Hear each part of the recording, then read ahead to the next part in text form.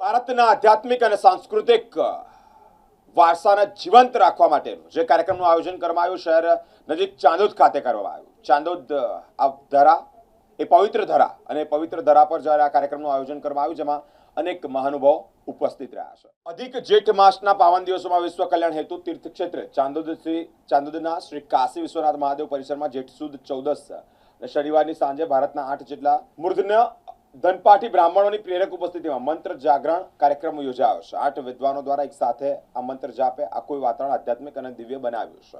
કાર્યક્રમમાં ઉપસ્થિત બ્રહ્મવૃદ્ધ નગરજનો સાથે જ ભક્તિ અને આસ્થાનો ભાવ સ્પષ્ટ જોઈ શકાય છે। નાગપુર, સુરત, ઉજ્જૈન, મરોડી, દ્વારકા અને ભારતના અલગ અલગ ઠેકાણાથી બ્રાહ્મણોનો મહાસંગમ આ કાર્યક્રમમાં એ મુખ્ય આકર્ષણનું કેન્દ્ર બન્યું છે।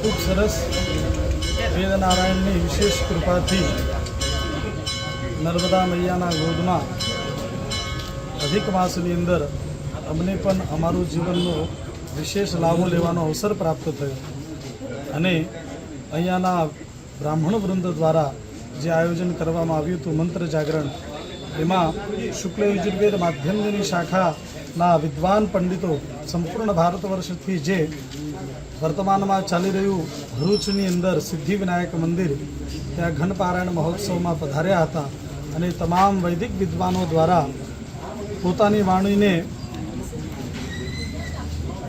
ભગવાનના ચરણમાં સેવા કરવાની નર્મદાના ગોદની અંદર બેસીને જીવનને અને પોતાની વાણીને પવિત્ર કરવાનો અવસર પ્રાપ્ત થયો અને ચાણોદની અંદર આવીને ખૂબ આનંદ થયો। નવી પેઢી વેદ સાથે જોડાઈ રહે શું સંદેશો આપશો? નવી પેઢીને વેદ સાથે જોડવા માટે જ આ બધા પ્રયત્નો ચાલી રહ્યા છે।